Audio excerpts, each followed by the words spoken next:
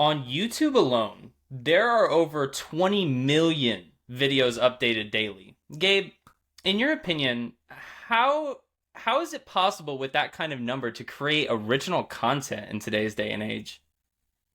Well, original content is even more important than ever because of, the hyper adoption of AI. That has just further, highlighted the fact that you can't copy and paste other people's work, and you cannot think that just using AI as the sole source of your content creation is wise. Original content is so important, and if you truly speak from your experience, your opinion, your view, and you really originate your content from your real life experience and how you serve your customers, that will be original because the right people will hear it and they'll resonate with it. You're not out there to create virality. Virality doesn't turn into dollars unless there's a huge, strong audience and strategy and there's a ton of relationships already in the audience. You're actually looking for a handful of people to view your content, understand what you do and how it relates to them, and you want them to trust you a little bit more every time they hear a story of what you do, how you serve, the problems you solve, and how your business really changes the lives of your customers. That's so important because Gabe, what if you as the owner of a marketing agency were doing some content for yourself and you go to ChatGPT and say, "Write me 15 social media posts for my marketing business." How many other marketing businesses are you going to go to and see the exact same scripts? They follow algorithms, so it's going to be the same type of thing. There's going to be no authenticity to it, right? Yeah, you can't. AI is the amalgamation of all the words on the internet that have ever been published. Is a simple That's explanation. It's a crazy. more complex than that. But if I ask for social media posts about a topic, then I'm just going to get generic responses, and you're going to see the same pattern of words, and you're going to see all the same things, and that won't help people trust you. You can leverage AI in a really effective, simple way by grabbing any of the myriad of voice to text apps. Even in Google Docs, if you find under the tools, you can click voice to text. You can talk about your Mhm. experience. You don't have to worry about the structure of it. You can just say, "Here's how I helped this client. This changed their life, or this helped their business, or this was the outcome." You can just freeform talk, and then you can take that text and put it in AI and say, "Make me a social media for post from this." Now you're leveraging technology with your authentic story. It'll be cleaned up and it'll be formatted in a great way, but that's original content with leverage Yes. instead of just like write me a social media posts about why it's important to do XYZ. There's no life in that. And the energy of what we put into what we create is what people feel more than the words, more than the format. They can feel who we are because all communication, when done from that place with intention and originality and truly your own experience, it carries energy, it carries a story. There's more than just the words on the page, there's more than the video, there's more than you speaking. People feel and hear and experience all these little micro elements. And when you do it with intention, then it works. And that's why absolutely you can and should leverage AI, but Yeah. start with you. Start with something real. Start with what you've really done. The other reason why original content is so key is if I go out and just kind of make something up with AI, or I reference somebody else's stuff too much, or I copy something, then I could be misrepresenting who I am and what my company does. And what happens there is you attract the wrong people, and then they have expectations that really don't have any relation to what you do. And It's detrimental. it's better to be who you are, because as a small company you have competitive advantages that a big company doesn't. As a big company you have competitive advantages that other companies don't have, and it's just better to be you because then you'll really attract the people that want to work with you. It's absolutely right. And it's easy to fall into the trap of like recycling ideas or hopping on the latest trends or even spinning out content that feels like a carbon copy of everybody else's. And especially in the day and age of AI where you can just put a script into a service and get content. But it's not content. Yeah. It can be used to refine things, spark ideas, but the true heart of your brand won't be in there. And so that's why it's really important. And that's what we're going to go over today is a couple of ways that you can be original, creative, and honestly effective in the state of online content. But before we get into it, if you guys are new here, don't forget to like and subscribe. We put out a new one of these each and every Friday where we always deliver great conversation for one, but also high value and free resources that we love to share with you guys based on our experience in, like today, creating content and properly using AI. Go check our backlog of videos. We have tons on that. Um, But today we're going to talk about the state of content, right? And how it's hard to set yourself apart with we're time's not slowing down. There's a saying like, no new beats in music are created because they've all been created before. So Gabe, how do you stand out in those types of environment with AI and content fatigue and things like that? Yeah, I think about AI in relation to like construction because my grandfather was a bricklayer Right. and he taught me how to do so many different aspects of construction and work with my hands. And so um, you can, in business, we're trying to build something. We're trying to build value of how we deliver services. We're trying to change people's lives. We're trying to build our brand so that people understand what we do and the value it provides and why they could trust us and take that first step and explore working with us. And if you just, order a truckload of bricks and dump them somewhere, that's not building. That's just a material. It's a resource. And that's why you don't just go into AI and say, write me a thought leadership post about XYZ. Um, that's just a pile of bricks. Like there's nothing useful there. Right. But if you take your real experience and you build it up and you tell the story and you actually make it about your real life experience, then it builds something that means something. And Yeah. so ultimately, when we're looking at creating content and the things that matter, it's the simplest thing to do is whatever methodology works for you. If you like writing things on paper, if you have a notes app, is when you're doing work, and when you're talking to a customer and when you're working with your team, you're going to have valuable insights into the work you do and the value and service you deliver and the products you deliver to your customer. Just make a note of that. You'll also see while you're out scrolling social media or reading other people's newsletters or reading posts, you'll probably see stuff that you agree with or disagree with. Yeah. Make a note of that. So the majority of the content I write, the majority of the things we talk about on the show here are because we just had that experience with a real client. And so just making a note of that goes, oh, let's talk about that. Let's explore that more because then what people want in your content is they want to have insight. So they want to have insights in how they can change their life and business. You're selling to businesses, you're selling to consumers. They want to understand how it changes that. They also want to have a little sneak peek to what it's like to be in your business or to be using your products. And so when you clearly demonstrate that through content, that's really what builds trust.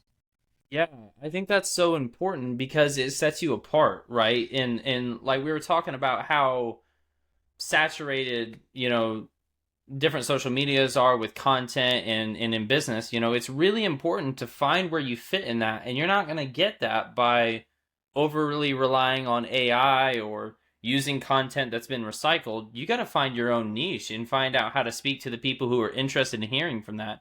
You do that on your own social media, right, Gabe? Like you've been doing this oh, what's it called? For those playing the long game, right? You're doing a series on that specifically targeted to a certain type of person. What what inspired you to do that relating to what we're talking about today? Yeah, I mean, well, one thing with content creation is what you're doing today will probably not be the same thing you're doing in a year Hmm. if you're growing as a business owner, as a leader, as a marketer, as an entrepreneur. And so I've gone through these seasons where I kind of like feel like I lose my voice a little bit, or what should I talk about? I have so many cool things going on. Like, how do I focus my content in a valuable way? And so, as I was sitting reflecting myself, I do use AI for this. I put in a bunch of my blog posts. Gave it all the knowledge of what I've done so far, and I said, like, what are the themes I talk about to have that mirror to reflect back. And then I realized that our best partner clients play the long game. And I was like, well, that's who I want to talk to because we don't chase short trends and we don't tell people, oh, if you sign up with us, you'll have $1 million month next month. We do have clients that have multi-million dollar promotions that go really Yeah. well. That is a process and you have to play the long game. You have to think about what's good today. How do I incrementally build my marketing? How do I really build this so it's an engine where I can turn the dial, have more leads, how I can turn the dial, generate revenue. And so I decided I really want to speak to that entrepreneur that wants to play the long game. And so I was like, the easiest trigger for me to go, for those playing the long game, here's another thing to pay attention to. So in this series, I'm framing it that way. There's value in a lot of ways with an approach like that. You should, I recommend you do what feels natural to you. So Right. by having that first line, I actually have a little copy and paste thing I put in the notes where I write my post. And so it's for those playing the long game, and it starts it. So I start the post the same way, and it triggers me to think this is who I'm speaking to. Right. And when I post that, then it calls out to the people playing the long game. And for the people who want short-term tactics, that's awesome, but that's not my space. That's not who I'm speaking to. Yeah. But focuses my content and helps me create value for a specific type of entrepreneur that we work with. And it calls out to that entrepreneur. So that's kind of the structure behind that. Yeah, and I love that. You're focusing down on the people you want to talk to. And when you're writing the content, right, it helps you get into that mindset because we spoke about earlier about like how people utilize AI, and sometimes people miss that like spark, like they're just stuck in like writer's block type of thing. If you Yeah. frame yourself in the mindset of who you're looking to speak to, it can actually help you write better too. And so I Yeah. love that you touched on that. And I feel like that's really important in content creation. But there's one other thing that I actually wanted to talk about today that you mentioned too, and that's trends, right? Yeah. At these days, trends and culture shift faster than ever. It feels Yeah. like, right? And oftentimes, I've experienced this a lot with my day to day role. Businesses oftentimes feel pressured to jump on the latest thing, the latest fad, the latest trend. But hopping from trend to trend doesn't always align with what you're trying to do as a brand.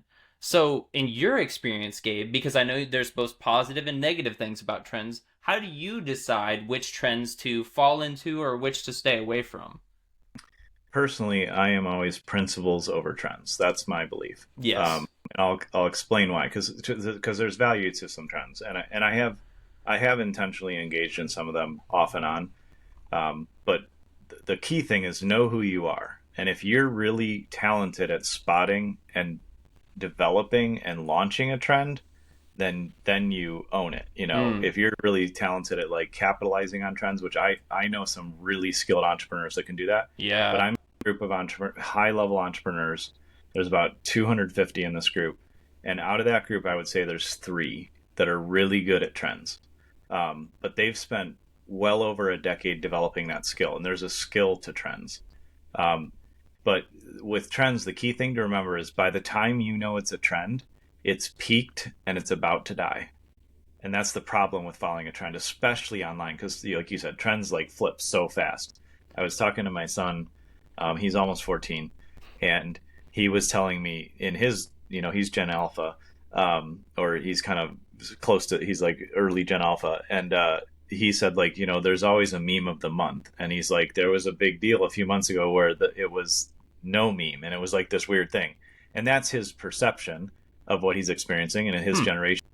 But the way he was explaining it will flip and change almost immediately. And I do know there's like big trends with his generation, Oh but yeah. by the time it becomes a trend, you are at best approaching the peak, but you're likely at the peak in decline because those things take time to build up. And so, if you are a trendsetter in reality and you know how to masterfully utilize social media and trends, then you have an advantage. But that, like I said, that skill takes well over a decade to develop in my experience. I have a personal friend who's an entrepreneur, and he is brilliant at trends, and he explained it. He has a podcast. There's actually a TV show right now on Prime and a couple other places where he talks about this.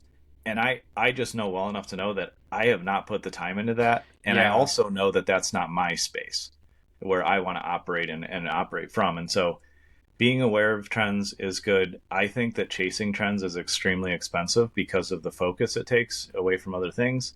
And again, the skill level that it takes to actually capitalize on it is, is really challenging to acquire. So Yeah. personally, like I said, it's 3 out of 250 members. So it's a whatever, less than a percent, around a percent of something like that, percent and a half Yeah. of the folks in there. And it's just challenging. Whereas the businesses that I work with and the people that I have been a client of for well over a decade, they don't chase trends. They just keep showing up. They follow principles. They focus on continuous improvement. They say like, how can we elevate the level of excellence in our delivery? Because that's what people want. They want consistent Yeah. results. Trends are exciting for social media and entertainment, Very but much. unless you are in the entertainment business, like my friend that I mentioned, which he is, and he's brilliant at it, then be careful of thinking that trends are going to move the needle for you, because I do not see that happening very often.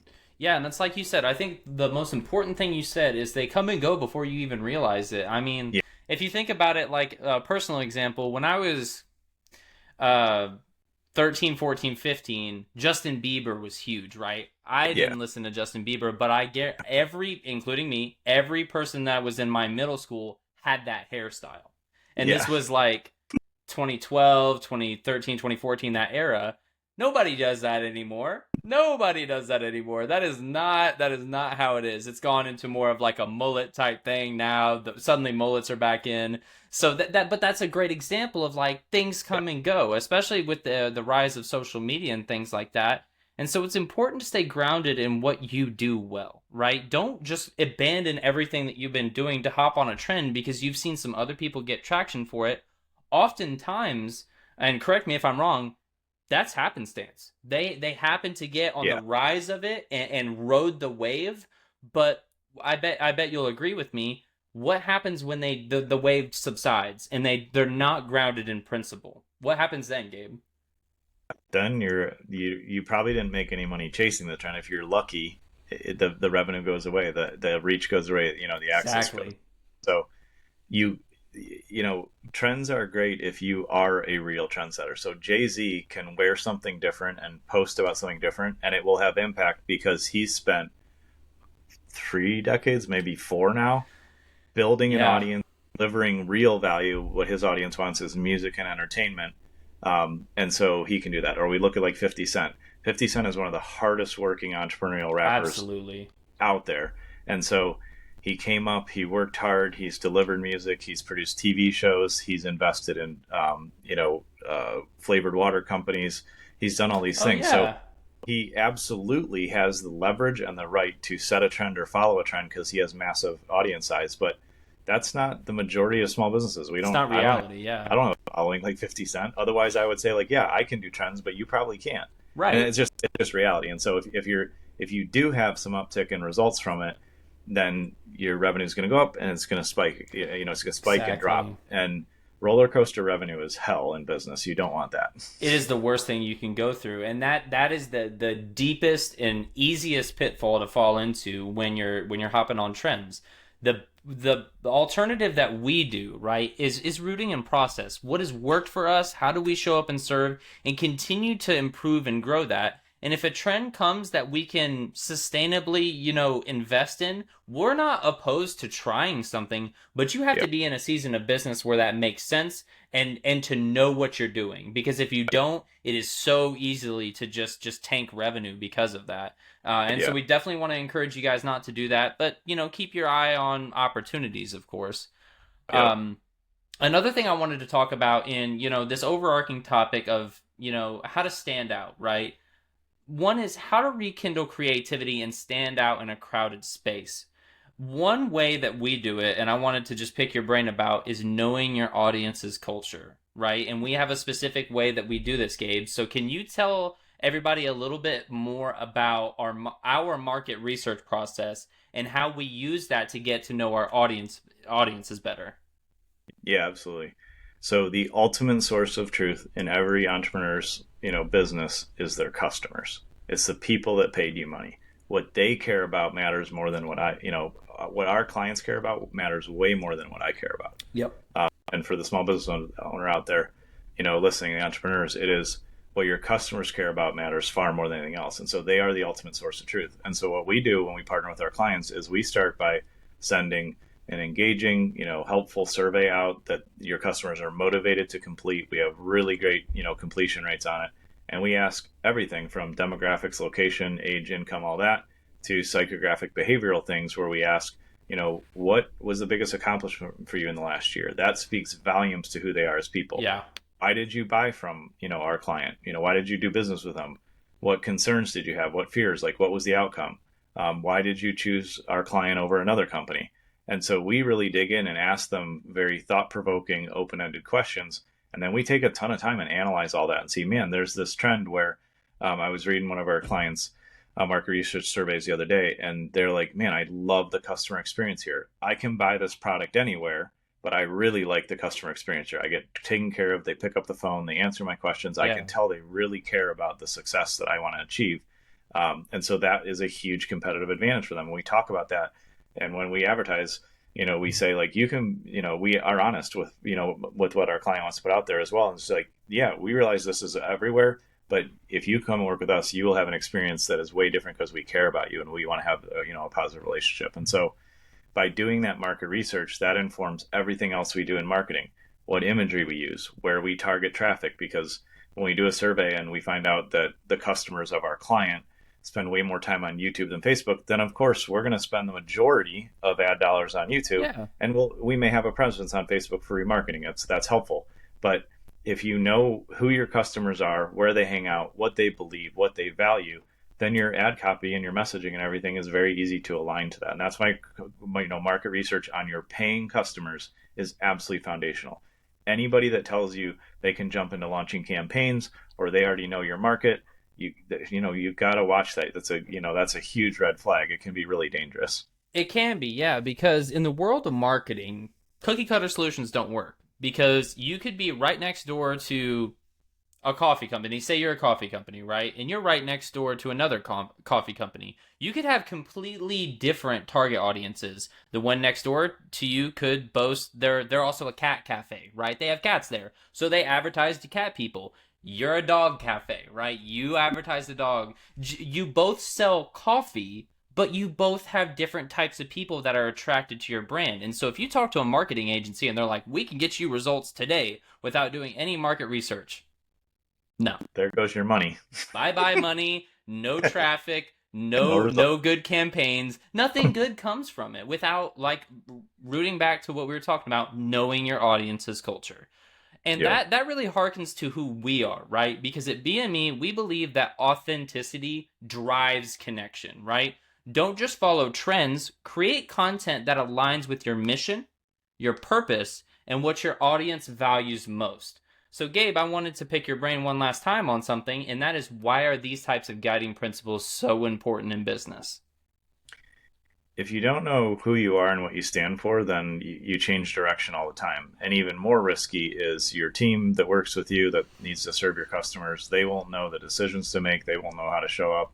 And you'll just attract a random, whole bunch of different type of customers, and you end up in trouble. So years ago now, I sat down and defined our core guiding principles and said, this is who we are.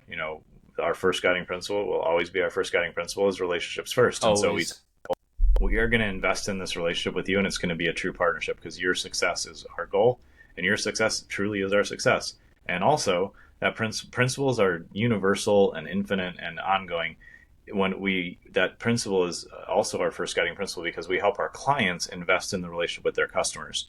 And when you truly know your customers and you build the relationship and you build trust, they will buy from you and continue to buy from you and trust you because you really have a relationship. And everything else in a sense is like details after that, and we have a Yeah. bunch of principles we follow. But it's really crucial in business that you start to sit down and think about, like, when you think about your best and truest self, the way you want to show up in the world, what does that mean? Like, what are your intentions? What do you believe? How do you want people to experience working with your company? How do you want your team to behave when you're not there and they have to make a decision on their own? Like, what are the things that you believe, and how are you going to replicate decision making into your company? That's what guiding principles are all about. Yeah, and that's so important because like we're talking about, how to set yourself apart and trends and being able to create content.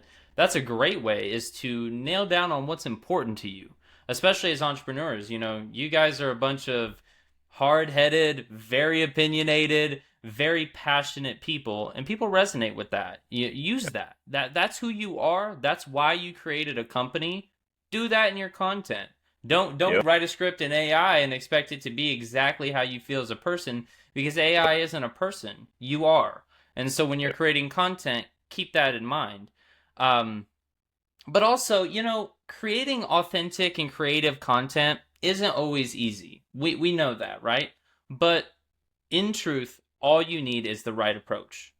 So, if you guys are ready to break free from the noise and create content that truly resonates with your audience, I would love to chat with you. You can find my link below to where you can chat with me about what struggles you've had with content creation, what kind of things you're doing with AI, and I can share a little bit about how we approach those sorts of things from our perspective while following our guiding principles, because we always do. Every one of us does. Um, and so, lastly, here, Gabe, it wouldn't be an episode without a win because we're in a pretty busy season right now, and we're actually having a lot of really really great wins. And this is one that is really important that I wanted to talk to you about. So this week we onboarded a truly fantastic new client in the home design space. Right? They came to us seeking, of course, a reliable marketing partner after truthfully experiencing some challenging, things with other vendors. And so we were really thrilled to step in and provide support. So the first thing I want to talk about is how we created what we call a stopgap. So could you explain a little bit about what a stopgap is and why it's important to offer that to our new services?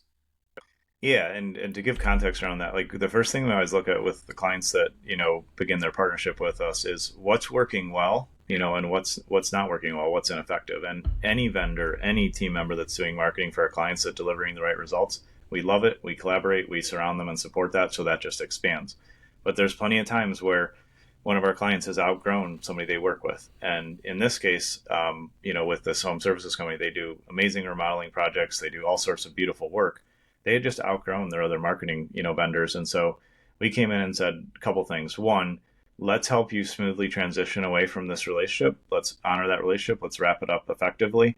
And then in the meantime, like what was going on wasn't working. And we're did our market research. We're launching our long-term campaigns. We're building the marketing engine. But there's a gap between when we start that process and we launch our fully targeted ideal campaigns. Yeah.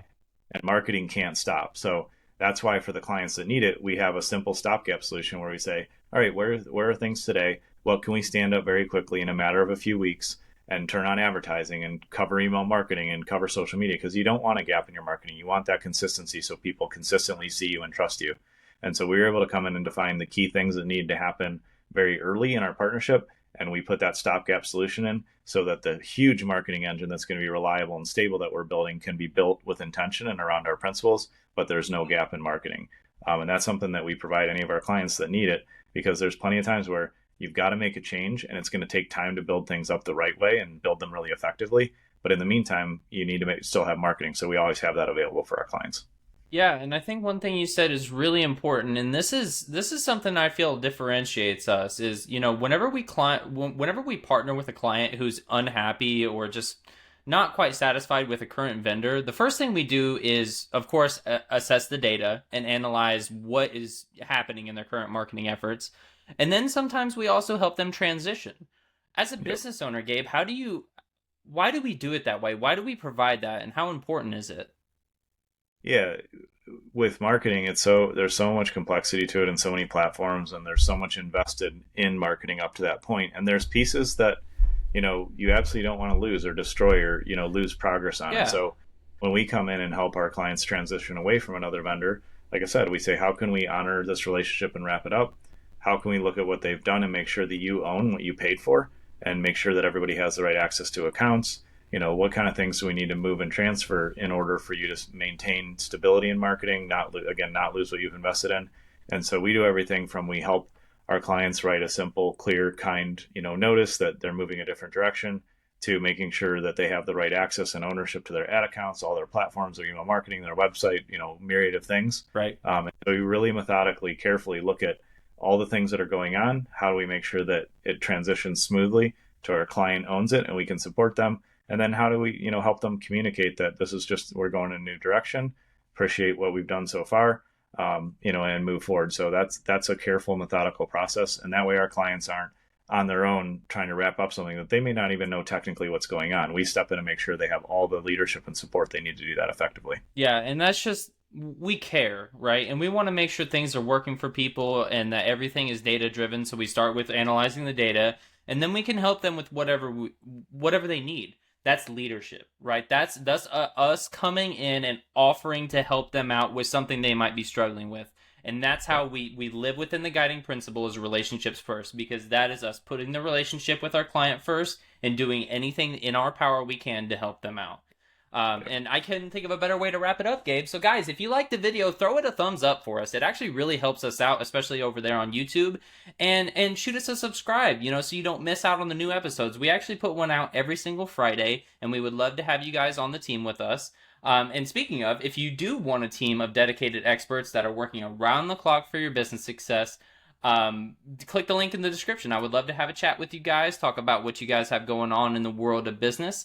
And then also we have our free newsletter down there where we provide awesome tips like we talk about today, resources, strategies to help grow your business, and it's absolutely free. We would love to have you guys on there. So Gabe, it was a pleasure yet again, and we will see you all on next Friday. See you, everyone. Bye-bye.